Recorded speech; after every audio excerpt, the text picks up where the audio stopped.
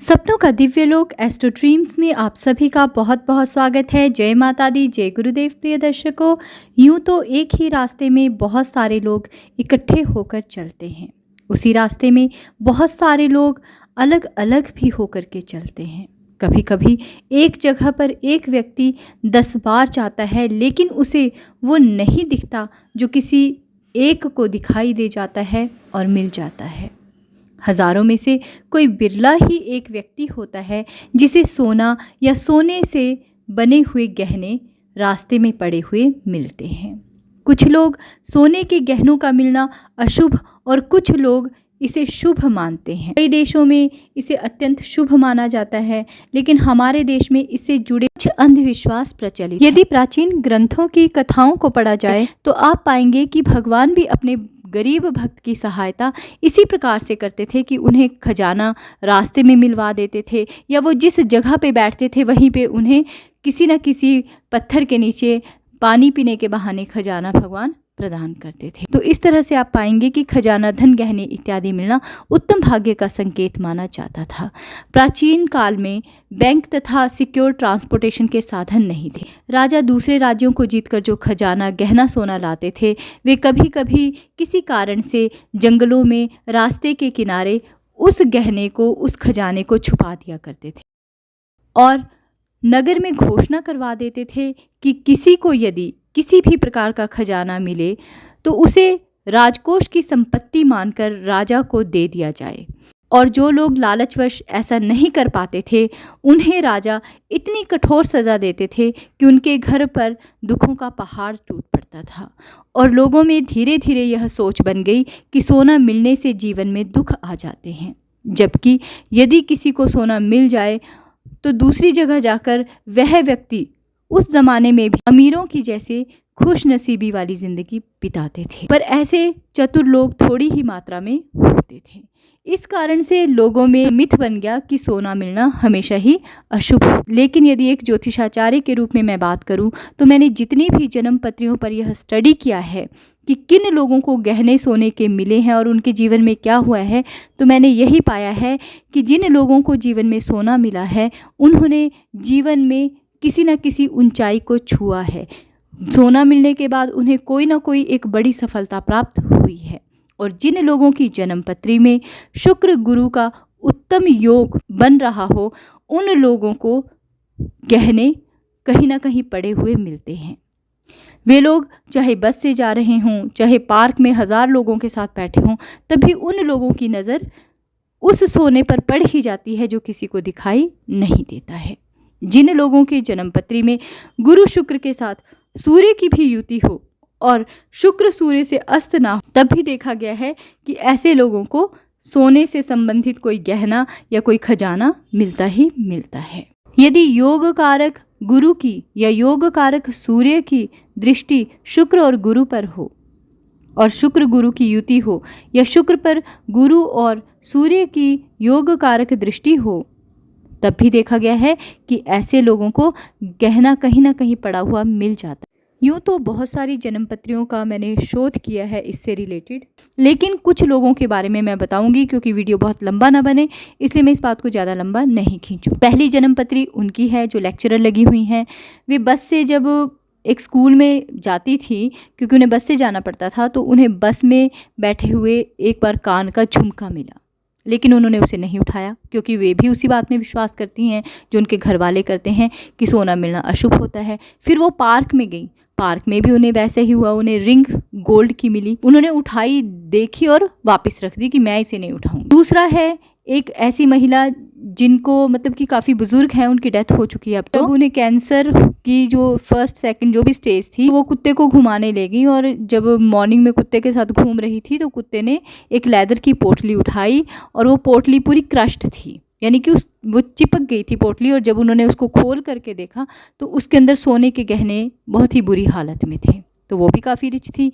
उन्होंने वो उठा तो ली लेदर की पोटली और उन्होंने जा कर के उसकी शेप्स वगैरह ठीक करवाई सोने के गहने की। अपने बच्चों से पूछा, वो सारे कहते हैं कि हमें तो चाहिए नहीं, क्योंकि वे भी इसी प्रकार के विचारों के थे।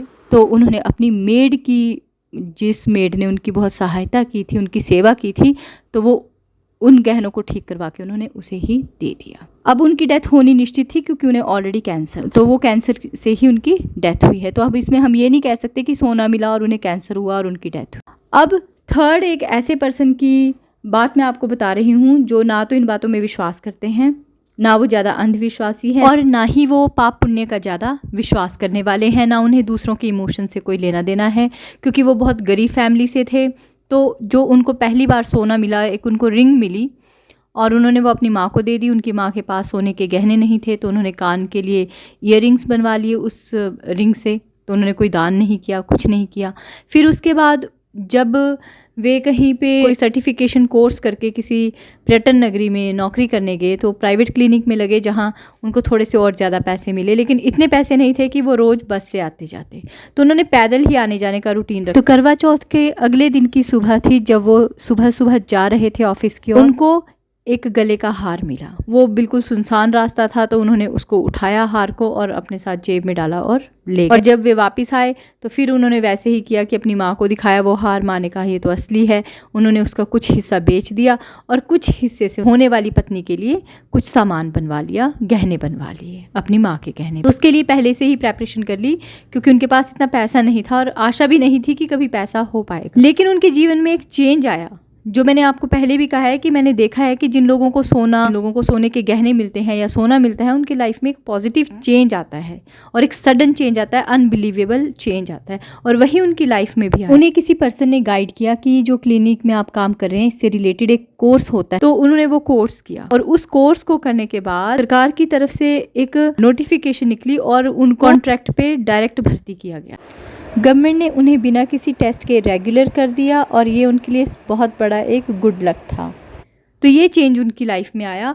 और जब उनकी जन्मपत्री चेक की तो उनकी जन्मपत्री में भी गुरु शुक्र की युति और साथ में सूर्य, पर सूर्य से गुरु और शुक्र अस्त नहीं थे और उनकी सरकारी नौकरी लग गई। ये बात उन्होंने मुझे अपने आप बताई थी, पर वो एक अननोन पर्सन थे मेरे लिए, तो मेरे पास ना उनका कॉन्टैक्ट नंबर है और ना ही मैं उन्हें जानती हूँ, तो इसलिए मैं आपको उनकी जन्मपत्री नहीं दिखा पा रही। तो मेरे कहने का मतलब ये है कि जिन लोगों की ये युति होती है उन लोगों को सोने का गहना मिलता ही मिलता है। और जो हम लोग बातें कहते हैं कि उठाना अशुभ होता है, पहनना अशुभ होता है, ये ज़रूर है कि जिसका सोना गायब हुआ होगा उसका मन अशांत ज़रूर हुआ होगा। जब वो मन अशांत हुआ होगा तो कहीं ना कहीं से वो दुआएं, बद्दुआएं या इच्छा रखता होगा कि काश मेरा वो सोना मिल जाता, या हे भगवान किसी को मेरा सोना मिला है तो किसी तरह से मेरे पास पहुंच जाता।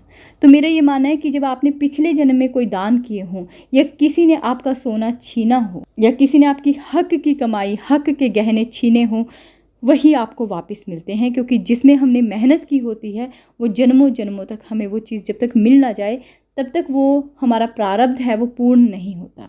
तो जब प्रारब्ध में लिखा होता है वही चीज़ आपको प्राप्त होती है। लेकिन फिर भी अगर आपको लगता है कि उससे किसी की मन की इच्छाएं जुड़ी हैं, दुआएं और बद्दुआएं जुड़ी हैं, तो एक नियम है सोना उठाने का कि पहला नियम है कि जो गाय का उपला होता है या गाय का जो ताज़ा गोबर होता है उससे सोने को उठाएं। दूसरा नियम है, बहुत सारे लोग इस नियम को करते हैं कि वो कभी भी सोने को हाथ से ना उठा करके उसे पाँव की जो चप्पल होती है या फिर जो लेदर का शूज़ होता है उससे वो उसे थोड़ा सा इधर उधर ले जाते हैं और उसके बाद उसे उठाते हैं। मतलब थोड़ा सा उसकी पोजीशन को सेट करते हैं, दूसरी जगह ले जाते हैं पाँव से, फिर उसे उठाते हैं। यानी हाथ से ना उठाकर पाँव से उठाते हैं।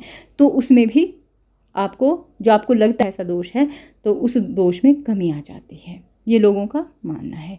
तीसरा है कि आपको जो सोना मिलता है आप उसमें से कुछ सोना यथाशक्ति किसी गरीब को जिसकी बेटी की शादी होनी है और बहुत गरीब है उसे दान दे दीजिए या मंदिर में चढ़ा दीजिए। लेकिन ये ध्यान रखिए जो आपके हक का है वो आपको मिला है। अगर आप उस व्यक्ति को ढूंढ नहीं पाते हैं जिसका वो सोना है तो समझ लीजिए कि ये सोना आपका ही है। किसी जन्म से आपके ही पीछे ये सोना था और आपको आज वो मिल गया और आपका प्रारब्ध पूर्ण हुआ। धन्यवाद। जय गुरु।